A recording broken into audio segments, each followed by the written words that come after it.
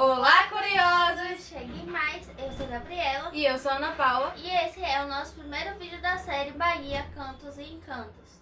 No vídeo de hoje nós vamos falar sobre um dos maiores escritores brasileiros, um grande poeta, um grande baiano e que faria aniversário se ele estivesse vivo no dia 10 de agosto. A gente está falando de Jorge Amado.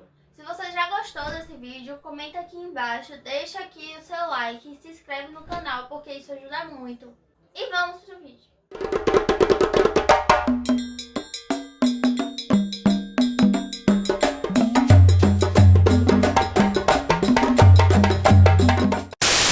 Jorge Amado nasceu no dia 10 de agosto de 1912, filho de Eulália Real e Jorge Amado Faria. Ele era o primogênito nascido no município de Ferradas, em Itabuna, na Bahia. Seus pais imigraram de Sergipe para plantar cacau na Bahia. Além de Jorge Amado, o casal tinha mais 3 filhos: Jofre, que morreu aos 3 anos, Joelson e James. A família se mudou para Ilhéus, fugindo da chamada naquela época bexiga negra, que hoje em dia é conhecida como varíola. Na nação Grapiúna, no litoral sul da Bahia, foi onde Jorge Amado cresceu e ganhou grande intimidade com o mar, que é um elemento fundamental nos seus romances, assim como também vivenciou várias de suas grandes experiências. Lá, ele cresceu em meio a lutas políticas, brigas de jagunços, pistoleiros e viu seu pai ser baleado durante uma tocaia. A região cacaueira, inclusive, seria um dos cenários que Jorge Amado escreveria a maioria de seus romances, tais como Tocaia Grande e Gabriela, Cravo e Canela, que visavam retratar o heroísmo, drama e questões sociais daquela época do início do século XX.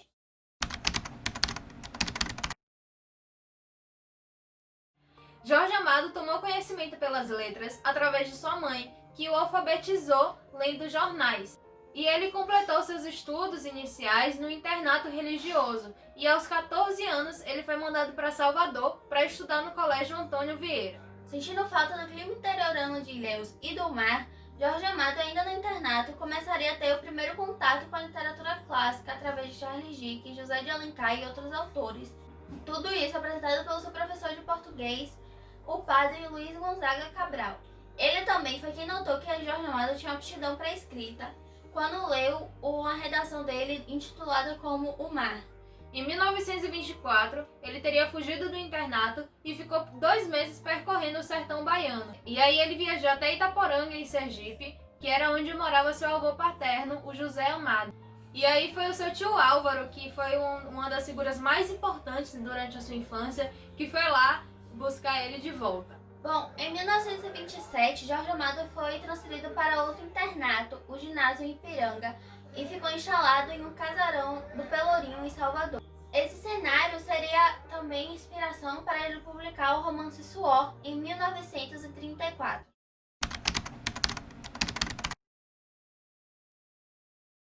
Ainda aos 14 anos, ele conseguiu o seu primeiro emprego. Ele foi trabalhar como repórter policial no Diário da Bahia. Um pouco depois, ele foi trabalhar no O Imparcial. E foi nessa mesma época que ele começou a frequentar a boemia de Salvador. E aí ele frequentava as casas de raparigas, os botecos, e também ele saía com os pescadores em seus saveiros.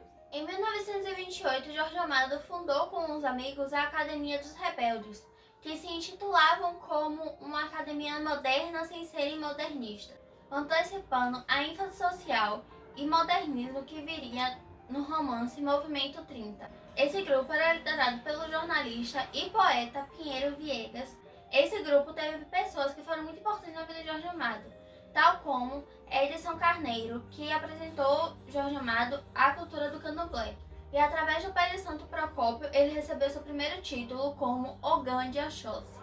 E foi a partir desse contato e dessa aproximação com a cultura afro-baiana, afro-brasileira, que o Jorge Amado cria todo um cenário dessa nação mestiça e festiva que acaba sendo palco de todos os seus livros. A primeira obra publicada por Jorge Amado foi uma parceria com justamente Edson Carneiro e Dias da Costa, que foi feita em 1929 em uma novela chamada Lenita. E o autor usou um pseudônimo descrito como YK. Só que nas suas obras completas ele preferiu não incluir essa peça, essa obra, dizendo ele que seria uma coisa de criança. Em 1931, a Aos 18 anos, Jorge Amado estreou então seu primeiro livro, O País do Carnaval, publicado pelo editor Augusto Frederico Schmidt. Foi nesse mesmo ano que Jorge Amado passou a residir no Rio de Janeiro, porque ele começou a Faculdade de Direito do Rio de Janeiro. E embora ele tenha se formado, ele nunca chegou a exercer essa profissão. Em 1932, Jorge Amado desiste de editar o romance Rui Barbosa número 2, que foi aconselhado pelos amigos que estavam muito parecido com o primeiro, com o romance de estreia. No mesmo ano, ele decidiu visitar o povoado de Pirangi, que ele praticamente viu nascer lá em Itabuna. E aí foi quando ele decide escrever um pouco sobre a civilização cacaueira. Ignorem a buzina.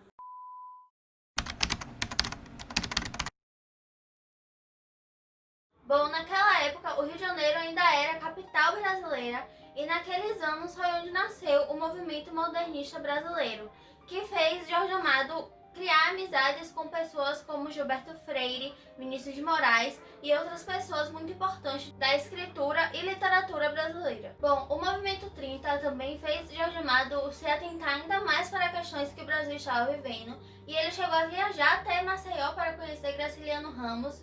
E nessa época também foi quando ele começou a ter contato com o comunismo através de Raquel de Queiroz, escritora brasileira. Bom, em 1934, como aqui a gente já falou, Jorge Amado lançou o seu primeiro livro denominado Suor. Esse livro viajava entre a realidade baiana e o cenário político, o cenário social que a cidade de Salvador estava inserida. 2 anos depois, Jorge Amado veio a lançar o livro Jubiabá, que tinha como protagonista o Antônio Baduino, que foi um dos primeiros heróis negros da literatura brasileira. Através dessa publicação, Jorge Amado ganhou notoriedade aos seus 23 anos, chegando até mesmo esse livro a ser publicado em francês e ser elogiado por vários escritores super importantes da época.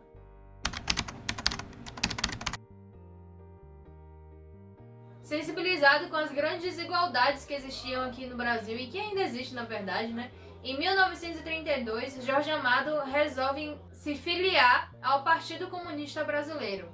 E aí, 4 anos depois, em 1932, ele é preso pela primeira vez no estado do Rio de Janeiro e ele tinha sido acusado de participar da intentona comunista. Nesse mesmo ano, ele publicou um dos seus livros mais líricos, O Mar Morto, que era protagonizado por um mestre saveiro, o Guna. O livro teria inspirado seu amigo Dorival Caymmi a compor a música É Doce Morrer no Mar. As amizades de Jorge Amado, né? Em 1933, Jorge Amado teria se casado com a Maria Garcia Rosa. Com ela, Jorge Amado teve a sua filha Eulália Dalila Amado, que infelizmente faleceu aos 14 anos subitamente. Em meados dos anos 30, Jorge Amado teria feito uma longa viagem entre o Brasil, que atravessava a América Latina até chegar aos Estados Unidos, e esse percurso incentivou ele a escrever o livro Capitães de Areia. Ao retornar para o Brasil, Jorge Amado foi preso novamente, decorrente da proclamação do Estado Novo, que durou de 1937 a 1950, regime de exceção instituído por Getúlio Vargas. Em Salvador, mais de 1.000 exemplares do seu livro foi queimado em praça pública, um ato absurdo para servir como exemplo. Libertado em 1938, Jorge Amado se transferiu do Rio de Janeiro para São Paulo e passou a dividir o apartamento com o cronista Rubem Braga. Inclusive, se vocês não conhecem sobre o Movimento 30 ou sobre o Estado Novo, a gente vai deixar alguns vídeos aqui embaixo. Se vocês quiserem que a gente faça também no Marca do Tempo ou Dialogando sobre o Mundo, sobre alguns momentos históricos e alguns locais, na verdade, que estão incluídos nesse cenário histórico, comentem aqui embaixo. Ele tinha voltado a morar no Rio de Janeiro, só que ele teve que se exilar no Uruguai e na Argentina, e foi nesse período que ele resolveu escrever a biografia de Luiz Carlos Prestes, denominado como Luiz Carlos Prestes, o Cavaleiro da Esperança. E inclusive a venda desse livro foi proibida no Brasil. E aí, ao retornar para o Brasil, ele é preso pela 3ª vez, só que dessa vez ele ficou em regime domiciliar na Bahia. E aí, em 1943, ele escreve o romance Terra Sem Fim, que finalmente foi publicado e foi vendido depois de 6 anos sem poder publicar e sem poder vender praticamente obra nenhuma por conta da censura que ele estava sofrendo.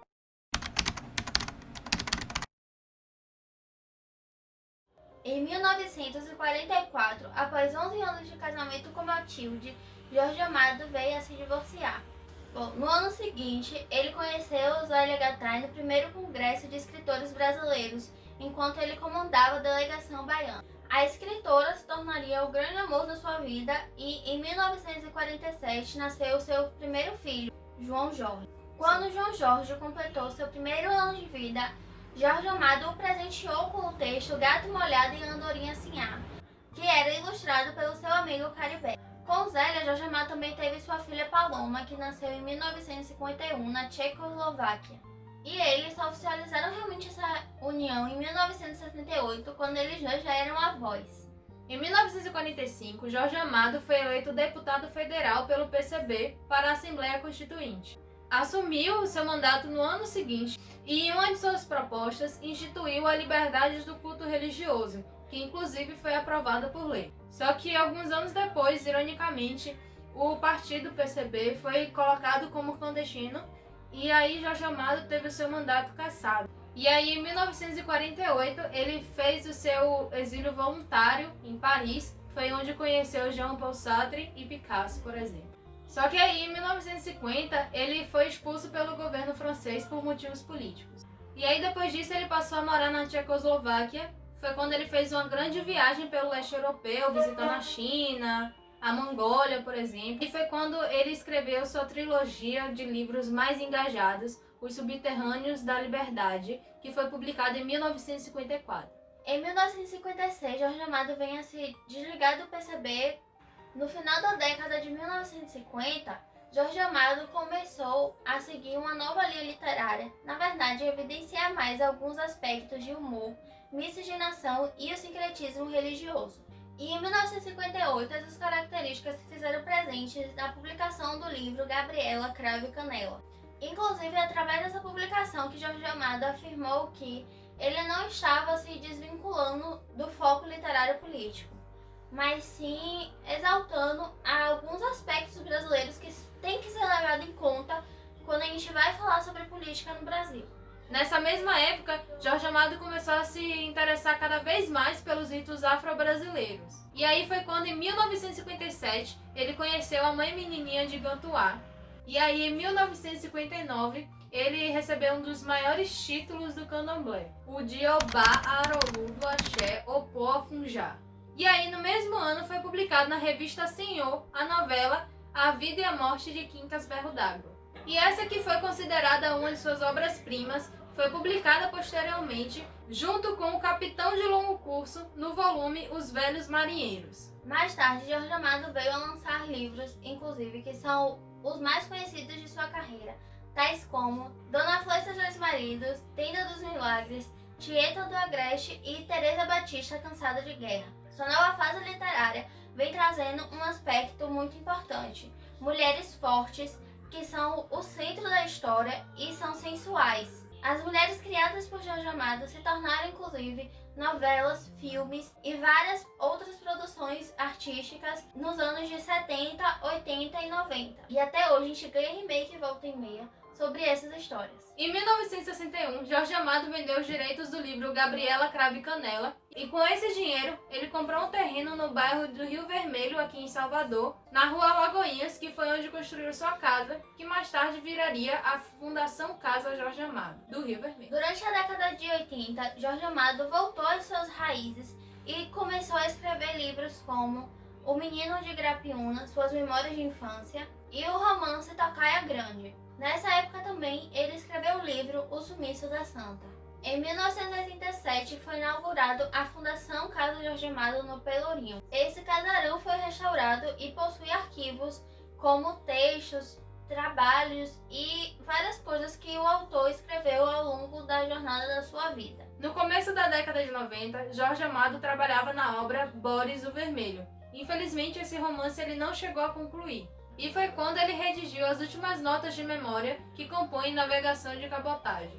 Essa obra ela foi publicada devido aos seus 80 anos. E aí, em 1992, ele recebeu a proposta de uma empresa italiana para escrever sobre os 500 anos de descoberta da América. E aí foi quando ele produziu a novela A Descoberta da América pelos Turcos, que foi publicado em 1994. Em 1995, o autor foi agraciado com o Prêmio de Camões, uma das maiores honrarias da literatura da língua portuguesa. Em 96, Jorge Amado sofreu um edema pulmonar em Paris. Quando retornou ao Brasil, foi submetido a uma angioplastia. E de volta à casa do Rio Vermelho, ele começou a ficar deprimido e parou de ler ou escrever porque ele começou a ficar cego. Em agosto de 2001, perto de completar 89 anos, Jorge Amado morreu. Seu corpo foi enterrado perto de uma mangueira, onde ele costumava a passar suas tardes com Zélia. Bom, Jorge Amado recebeu reconhecimento como fadão imortal da Academia Brasileira de Letras. Ele também ganhou o título de doutor honoris causa em universidades europeias. Além disso, devido ao seu envolvimento com o candomblé, ele escolheu o orixá Exu e foi o Caribé que ilustrou esse orixá para ele, que se tornou a sua marca pessoal. Apesar de Jorge Amado ter sido um grande escritor já em vida e até hoje ser reconhecido como um dos maiores escritores da literatura brasileira, em contrapartida, ele sempre é retratado como uma pessoa simples que levava uma vida confortável e sem muita pompa.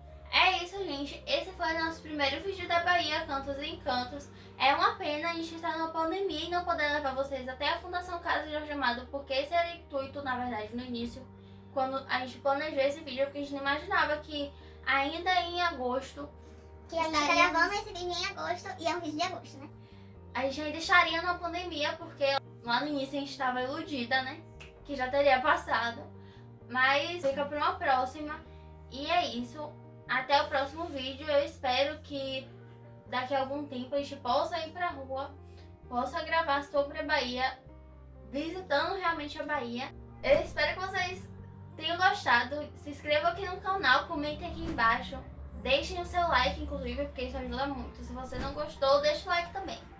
Compartilhe com os amigos, beijos e até o próximo vídeo, que a gente espera de coração que a pandemia já tenha acabado, né? Vamos se falar. Tchau, gente! A pandemia ainda não acabou. Mas... Oh, não pode mais bater. Ai, a Thaís tá muito triste. Vai. Que beijo. Ai.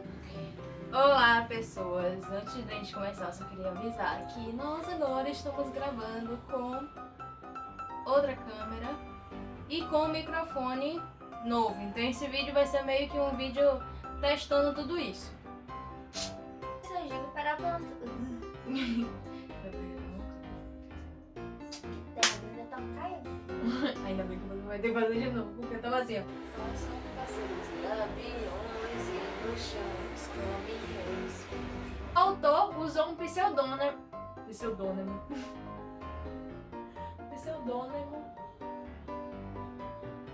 Assim. Vai, passa a essa sua